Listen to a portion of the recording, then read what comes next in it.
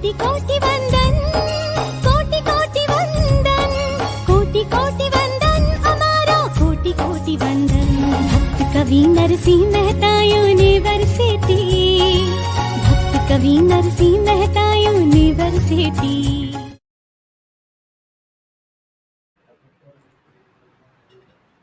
Namaskar, a very warm welcome to the UGC NET GSET training program Prashikshanam 2023 organized by the Department of Sociology, Bhakta Kavi Narsinh Mehta University, Junagadh. Today is our 14th lecture, and in this session we have Professor Dr. Bhavani Shankar as an expert speaker. Dr. Bhavani Shankar is an assistant professor at Nizam College, Osmania University, Hyderabad. Today, he will deliver his lecture on research methods in social sciences. I hope you will enjoy the session. Now, I request Dr. Bhavani Shankar to commence his session. Dr. A very Bhavani good Shankar. afternoon. Today we'll be discussing about the major steps in social science research. Before going into the steps, let us discuss about the purpose of research. Why do we do research? The main purpose of the research is to understand about the structure and functioning of the society. Without understanding the structure and functioning, we will not be able to understand how it is going to execute the purpose of the individuals or how it is going to satisfy the needs and requirements of the society. So for this purpose, we do research. At the same time, it also helps us to understand the individual behavior so that we can understand and also make logical explanations for each and every behavior. At the same time, by doing research, we can also understand about the causes for various social issues and problems by which we can suggest the government or we can give the inputs to the government so that the government will take preventive measures, also help or design policies, my dear friends. So these are the things which is going to help us by doing social science research. But there must be a question from your side. Sir, whether the tools which we are going to use are really authenticated or are we going to create authentic information for our study? Yes, my dear friends. The father of sociology, August Comte, he has borrowed the techniques from natural sciences like observation, comparative study, as well as historical method. He has used three techniques. One is observation. We see the people, and once we see the people, we see their human behavior, their belief system, and whatnot, and we try to explain them in systematic and scientific way. And once you're going to see two different people who belong to different faith or different communities, or you see two communities, you will be able to make comparison between two individuals or two societies by which you'll try to find out the similarities as well as the differences. Once you find the differences, you'll also try to understand the causes for the differences which are there in that particular society. So you will be able to understand the social reality in overall way.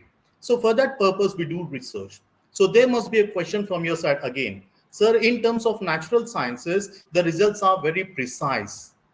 Like if you are going to do experiment like 2 hydrogen atoms plus 1 oxygen, you're going to get water, H2O. Whether you do the research in Gujarat or in Telangana, you're going to get the same result. In terms of social sciences, will it happen? So in terms of social sciences, my dear friends, as we are being influenced by n number of factors, our culture, our religion, our belief system, and whatnot, all these are going to shape up our personality. So we are not going to have 100% precise results compared with natural sciences. We'll be able to measure quantitative data, but we will not be able to measure qualitative data using the techniques which are used in natural sciences. For example, I love my mom. To what extent I love, you will not be able to have a particular scale to measure the intensity of love, my dear friends. Okay. So now let us come back. Is sociology a science? If you want to treat any subject as a science, are there any condition or criteria? My dear friends, there are 3 criteria if you want to treat any subject as a science. The first one is experimentation. Second one is verification. And the third one is validity and reliability. The first one is experimentation. Second one is verification. Third one is verifiability and reliability. So in terms of sciences, two hydrogen atoms and plus one oxygen, you're going to get the same result. You're going to do experiments. In terms of social sciences, can we do it? Yes, my dear friends. What we do is that whatever the existing theories are there, we will try to see whether the existing theories are right or wrong. If they are right, we accept them, or else we simply reject them, and we are going to propose new theories in place of that. Let me add one example for this. In the 18th century, when we have this French Revolution and Industrial Revolution, at the time, most of the people have lost their occupations and they were forced to go to the industrialized societies for livelihood. With greater aspirations, higher aspirations, thinking that their life, everything will prosper, change everything. But during that time, most of the people were committing suicide. And it was very, very fascinating for Emile Durkheim to know why people were committing suicide. So he went to the deceased families and asked, why your husband committed suicide? Or why your child committed suicide? And the explanation was only one thing, that was fate theory. The God has written his fate in this way, that he has to hang and die or drink poison and die, like so and so. So can we verify this theory, beta? No. If we want to verify, we have to commit suicide. We may go to the God, but you cannot come back. So Emile Durkheim said that the fate theory could not be verified. So he has rejected the theory and he has proposed a new theory of suicides. And he has said that there are 4 types of suicides: egoistic, altruistic, anomic, and fatalistic suicide. So our duty as a sociologist is to study the existing theories and see whether they are accurate or not. And once you're going to study the society, our main duty is to make generalized statements which can be applicable to each and every society. So we do research, but it may not be 100% precise because of multiple factors as we discussed. Now let us discuss about the steps which are involved in social science research. The first step, my dear friends, is to select a topic, because there are plenty of issues around us. And our duty is to identify a problem of our interest. So once you have selected the topic, do you know what you're supposed to do? You are supposed to tell about the importance of the study, why it is important for you. There are multiple questions, multiple problems, and what made you to select only a particular topic. Your duty is to explain that. The third step, what you do is that you go for review of literature. Some people have already done the research and they have published their research in the form of an article, in a journal, or in the book as a chapter, or else they must have published their entire research in the form of a book, my dear friends. So there must be a question from your side, why we have to read somebody's research. There are 4 purposes, my dear friends. There are 4 purposes for reviewing the literature, which is already done by the other people. The first one is that whatever understanding you have on the topic, it may be adequate or it may not be adequate. So when you're going to do the review of literature, you're going to compare your thought process with the thought process of the other people. If they are missing any of the variable in doing the study, at the time you can add that missing element and you can do the study. For example, almost 8 years back, there were floods in the northern part of India. And all the newspapers, the government, they have written that these many adult male, these many adult female, these many boy child and girl child have been washed off with the floods and they died. So they have said it's only a natural calamity. So people have washed off with the floods and they died. But a professor came forward and said that I want to study it from a gender perspective. That gender perspective was missing. A professor came and she said that I want to study it from the gender perspective. So people started thinking, what is this gender perspective like? So they asked, like the professor asked, like she asked the boy, do you know how to climb the tree? Yes. Do you know how to swim? The boy said yes. Whereas if you see, the girls were deprived of climbing the trees, they were deprived of learning how to swim. Because they don't know how to swim, they don't know how to climb the trees. That's the reason why the death rate among female is very, very higher compared with the male counterpart. So she has studied the socialization part in terms of washing off with the floods and dying, my dear friends. So if there is any element missing, you can add that missing element and you can conduct the study, my dear friends. So it gives ideas for you. First one is it makes you understand the topic, understand what kind of variables they have taken, whether they have missed anything or not. Sometimes I may not have sufficient information. By reviewing the literature, by studying the research of the other people, it can give me sufficient input so that I can continue my research. The second one is that it helps us to understand the culture of the people. So there must be a question again. What is the need for me to understand the culture, their language, and so on? So if you do not understand the culture of the people, you will not be able to design your tool properly. If your tool is not adequate, you will not be able to gather the right information. So your purpose of doing research will not be fulfilled. So your duty is to understand their culture, practices, and whatnot. A professor has gone to a tribal community in India to study them. When he said that I am so and so, I want to conduct the study on you people, tribals have simply welcomed him. And one person has welcomed him into his house.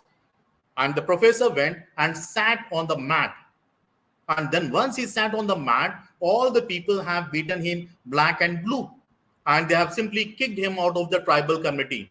At the initial stage, they welcomed him, but later on, they banned him and they kicked him out of the community. Do you know what made the professor to be banned? Because he did not understand their culture. In the tribal community, they said that if only wife and husband has to sit on the mat in a particular house, no other person must sit on that mat. So here the professor sat on the mat, which indicates that he wants to have some relation with the lady of the house. That was the meaning among the tribals, which made the tribals get angry and beat him, my dear friends. So your duty is to understand the culture, their practices, so that it will help you from getting rid of the problems. Okay, the third one is when you're going to do review of literature, it also helps us to know about the prospective problems which we may find in the research area. So because you're aware, you will try to protect yourself, my dear friends. Or if the problem arises, you'll also try to address the issues without much problem. And the fourth one, my dear friends, fourth one is this review of literature also helps you in designing or selecting the research design.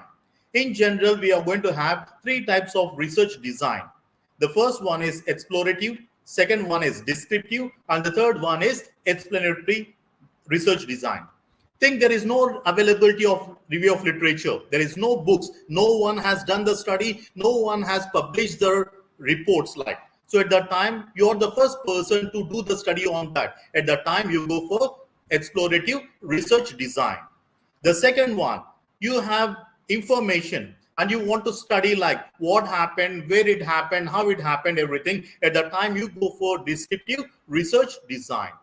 And if you want to know the cause and effect relations, then you go for explanatory research design. So this review of literature also helps us in selecting the research design, my dear friends. So this is very, very important step. Remember that it is very, very important step in terms of social science research.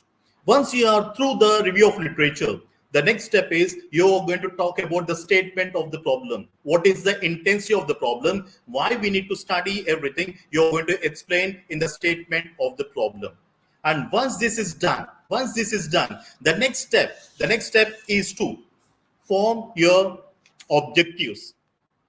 What exactly you want to study, you're going to mention in these objectives. And based on your objectives, you're going to formulate your hypothesis. There are 6 types of hypothesis. The first one is working hypothesis. Whenever you go for explorative research design, at that time you will be going for working hypothesis, because you do not have sufficient information, or else there is no information. At that time, how can you formulate your hypothesis? So at that time, you go for working hypothesis. The beauty of this working hypothesis is that the researcher can change the hypothesis multiple times or else after gathering the information from the respondents, he can formulate the hypothesis at the end of the study, my dear friends. That is the beauty of this working hypothesis. In some competitive exams, they'll be asking if you're going for explorative research design or explorative research, at the time, what kind of hypothesis are you going to formulate? At the time, your answer must be working hypothesis. And if you're going to formulate your hypothesis based on scientific information, then we call it as scientific hypothesis. Then we can also have alternative hypothesis, where one statement says that there is some sort of relation between the variables, and the other one says that there is no relation between the variables. So we do research, and whatever is correct, whichever is correct, you simply accept that, and you're going to simply reject the other one. We call it as alternative hypothesis. And one hypothesis says that there is no relation between the variables, that we call it as null hypothesis. Mu is equal to 0, my dear friends. And then we also have statistical hypothesis. There is something right, but the researcher wants to prove that it is wrong. At the time we go for research hypothesis. Sorry, not statistical, research hypothesis. There is something right, but I want to prove that it is wrong. At the time, the researcher will go for research hypothesis. And if you're going to use the number, percentage, and so on in formulating your hypothesis, then we call it as statistical hypothesis. So based on your objectives, you're going to formulate your hypothesis. Hypothesis must be simple and precise and clear, my dear friends. By looking at the hypothesis, the people must be able to understand. Looking at your objectives and hypothesis, the people must understand what exactly you intend to study, what kind of variables you have taken, and what is your purpose of research. Everything people must be able to understand, my dear friends. Once this is done, once your objectives are done, once you have formulated your hypothesis, the next step is you're going to talk about universe or research area. So you are going to explain about the place where you are going to conduct your research. If you are going to do research in your college, then your college is going to be the universe. If you are going to conduct the study across Gujarat, then you are going to write about the entire state, about the size of population, density of population, their culture, their religious aspects, and so on, my dear friends. Because your research report will not only be studied by your respective people, but your research publication may spread across the world. And people must know where the research has been conducted, on whom they have conducted the research, everything, and what kind of findings are there. For that purpose, we are going to clearly explain about the universe, everything, my dear friends. And the second one, after that, the next step is you are going to define your sample size. So in terms of sample size, there must be a question. Sir, can't we gather the information from all the people? Yes, we can conduct we can gather the information from each and every respondent who is there in that particular geographical area. Subject to condition, how much time do we have? How much manpower do we have?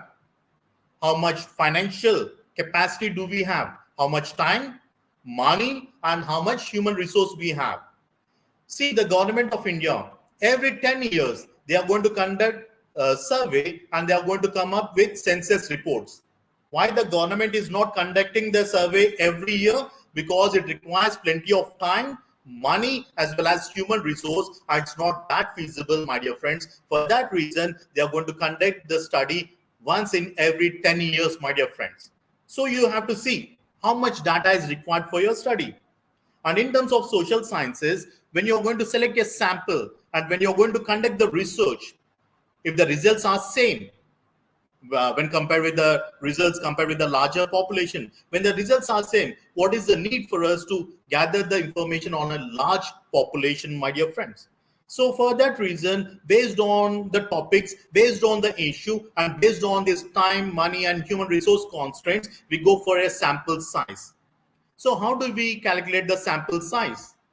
We have a formula which is equal, the sample size n is equal to small n divided by 1 plus n into e square, where small n is equal to total population and e is nothing but the degree of freedom, which is equal to 0.05.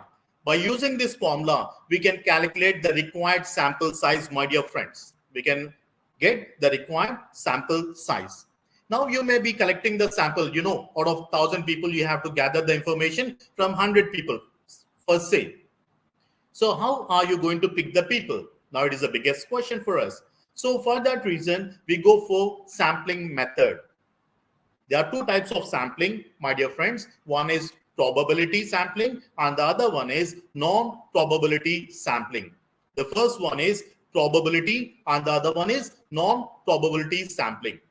In our 10th class mathematics, we have learned that if you are going to toss a coin, the chances of getting heads or tails is 1/2. We know that the coin has only two faces, so the chance of getting either head or tails is 50-50 or 1/2.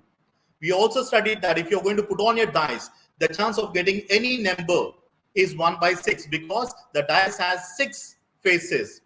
The same way, when you're going to conduct the study, if you have the exact number of people with the specific features or characteristics to be studied, then you go for probability sampling. And if you do not have the exact number of people with the specific features to be studied, then we go for non-probability sampling. For example, I want to do the study on smokers. How many smokers are there in our locality? Many.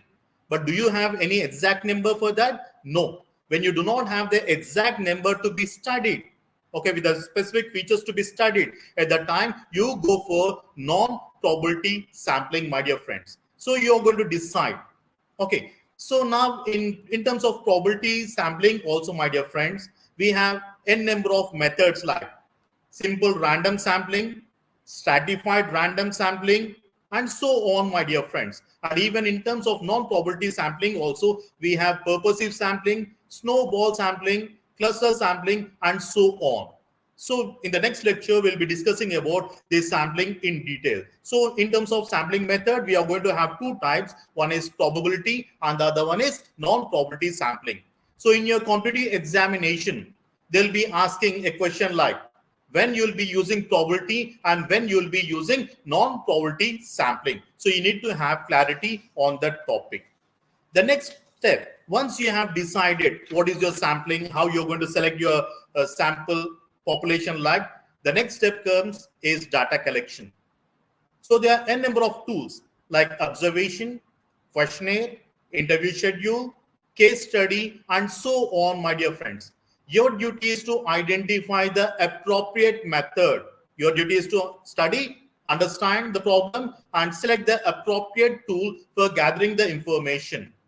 In the competitive exams like for UPSC exam, in the earlier stage, they used to ask, define observation and explain the types of observation, or else they used to ask, explain about its merits or demerits. But presently in the UPSC examination, they're not asking the methodology directly.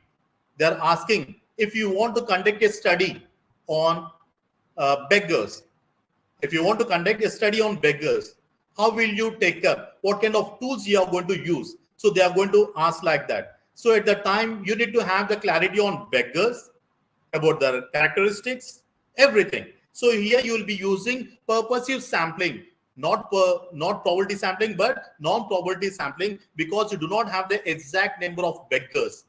And the beggars may be literates or illiterates. So for that purpose, you go for interview schedule, not the questionnaire or something else, my dear friends. Okay, so based on the requirement, you will be deciding which tool has to be selected for the study. Now, we'll go in depth in this. The first one is observation. Seeing something with a purpose, we call it as observation. Seeing something with a purpose, we call it as observation. So when you want to go for qualitative studies, my dear friends, case study, observation, as well as unstructured interview, these are the best tools for your qualitative study. Okay. So here we go for, there are two types of observations. In general, most of the time we use, one is participant observation and the other one is non-participant observation. One is participant and the other one is non-participant observation. For the qualitative studies, you go for participant observation.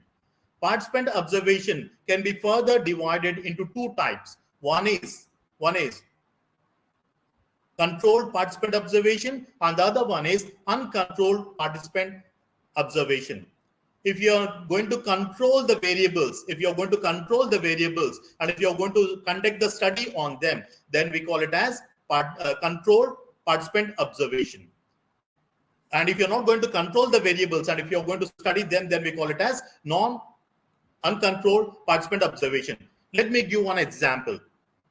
If we see industrial sociology, in that you must have studied about the experiments. You must have seen the experiments like illuminous experiment, whether the lighting system is going to help us in increasing the productivity or not. So they started increasing the height of the candle like 18 feet, 24 feet, 36, and so on. So they started seeing that there was increase in the production. So they want to see whether there is correlation between the height of the candle, the illuminous system, and the production. So they started decreasing the height of the candle, but the production was saying it did not decrease. So they have controlled the variable by increasing the height of the candle or by decreasing the height of the candle, my dear friends. So you can control the variables to study them or not. I'll give one example. For example, in my class, I will ask some students like, do you wish to go for arranged marriage or love marriage? Then in the classroom, you can see some boys saying that I may go for love marriage like because they want to impress the girls and something. So now I'm going to ask the same question to the same student. I will ask him like, if your parents are just beside you, sitting just beside you, and if I'm going to put on the same question, what will be the answer? Then he said, if my parents are just beside me, then whatever my parents suggest me, I will go for that. See, in the presence of the parents, the answers are different, and in the absence of parents, the answers are different. So if you want to control the variables and study them, then we call it as controlled participant observation. And if you do not wish, if you want to study the people in natural settings, then we call it as uncontrolled participant observation. So for the qualitative studies, go for participant observation, my dear friends. Then the next one is questionnaire. If you want to gather the information from the people who are scattered in large area, at the time you go for questionnaire schedule. Questionnaires, based on the types, my dear friends, you can in general classify them into two types. One is open-ended questionnaire and the other one is closed-ended questionnaire. So you can also go for the mixture of that. So what we do better nowadays, we are going for email questionnaires. You're going to type it and you're going to simply send to the people, and those people are going to read the questions and give the answers on their own. So if the response rate is required is very less, say for example you're going to send it to 100 people, and if your response rate is 30% is required for your study, then go for this questionnaire. Okay, it saves your time, it saves your money. Okay, and at a single click it can be spread to people who are there in larger geographical area. But there is a problem when you're going to use this questionnaire method. People may understand or may not understand the questions properly. And if they're not in a position to understand it properly, they may not give the appropriate answer for that. That is one. You'll not be able to gather additional information required for your study. The third one is sometimes it will also be difficult for you to again verify whether the data is correct or not, whether he has given the response or someone has given the response. But when you want to go for qualitative study, the best tool is again interview schedule.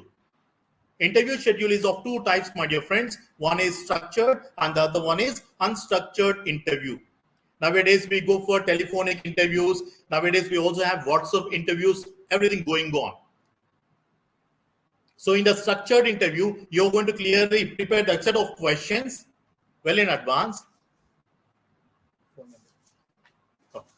You're going to prepare the questions well in advance, and you are going to ask the same questions to each and every respondent. Then we call it as structured interview. But if you're going to prepare the questions then and there itself, instantly, based on the answers, based on the situation, then we call it as unstructured interviews. So if you want to go for qualitative one, you go for unstructured interview, my dear friends. And if you want to do a study in a complete way, in a holistic way, then you go for case study.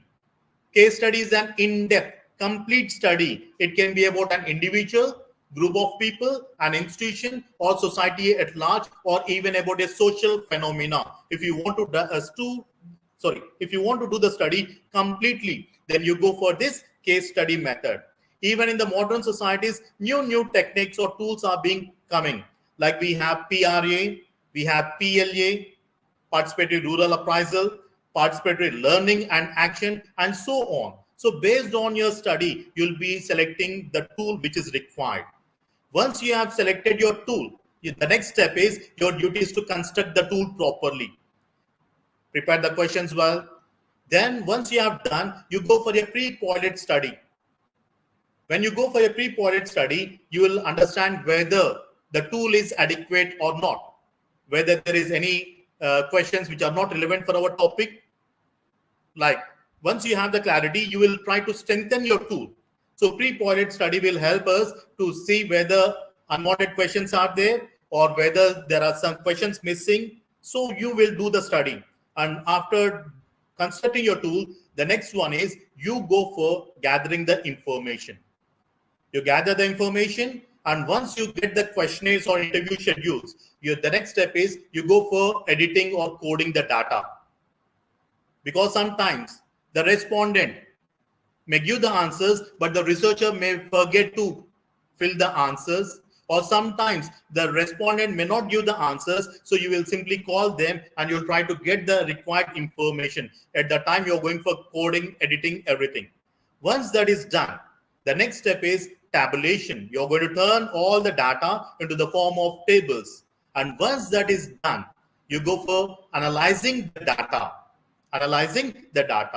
And once the data is analyzed, the last step in terms of this social science research is findings, suggestions, and conclusion. If required, you can also give suggestions to the government also, because your research must not go vain. Once you have done the research, you may publish that in the form of an article, or else you can give your research report to the funding agency or to the government, and they will take that into consideration, and they may use that in designing a policy or making any relevant programs, my dear friends. So these are the steps in terms of social science research. In all the competitive exams, they'll be giving the steps. May not be all these 13 steps together. They may give 3 or 4 steps, and they will ask you to arrange them in the sequence. They'll ask you to arrange the steps in sequence. In every UGC net or set examination, this question will come, my dear friends. They give any 4 steps, like they ask to having the research design, developing the tool, tabulation, and suggestions like. Then you must be able to put them in sequence in the systematic order. In each and every exam, this question will come. In each and every competitive exam, they also ask about sampling. What is sampling, or else what type of sampling you are going to employ. Okay. For example, last time when I have written the exam, they asked like, you have gone for example, a person was murdered in daylight, and the police has gone to do the investigation part. At the time, someone has to come and give the information for us. All the people may come forward or may not come forward. Some people voluntarily they come forward, they go to the police station, and they may say that, sir, I will give the information, but please protect my identity. Because if my identity is revealed, that culprit or the criminal may come and create some problem for me. So sometimes the people may come voluntarily and they may give the information. So we call it as voluntary sampling. So you must have the clarity. On all the types of sampling. One question will come pakka from this sampling, my dear friends. And one question will also come from the hypothesis. And one question will also come from the research design. So whatever the steps we have designed, from this you're going to have 4 questions in all the competitive exams, as well as from UGC net or set examination. I hope that you have understood the lecture.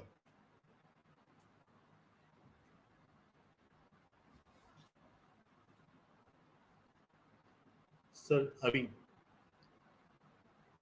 So wait to you, Rishi, sir.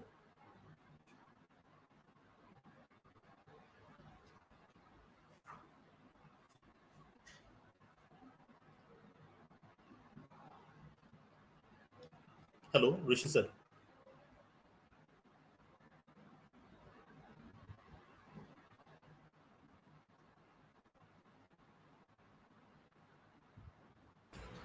Can you hear me, sir? Yes, sir. Okay. Thank you, sir. So, thank you so much, sir, for today's session. And especially, I'm very much thankful to give a valuable lecture regarding research methods as well. In today's session, you have discussed major types of research.